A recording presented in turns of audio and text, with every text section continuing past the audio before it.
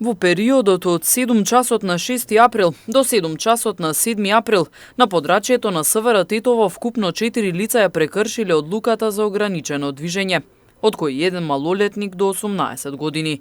Четворицата се лишени од слобода и задржани за расчистување и документирање на случаите, пошто ќе им бидат изготвени соодветни поднесоци по член 206 од Кривичниот законник.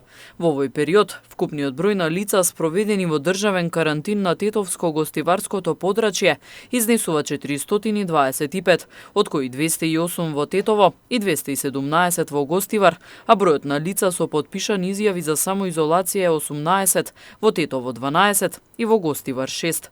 Покрај ова, реализирани се и контроли на 100 лица, во Тетово 75, во Гостивар 25, со решенија за изолација издадени од Државниот здравствен и санитарен инспекторат.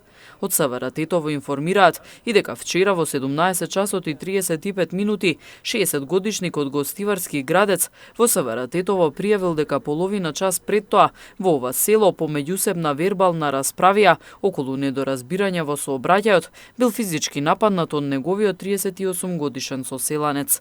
Се преземаат мерки за целосно расчистување и документирање на случајот.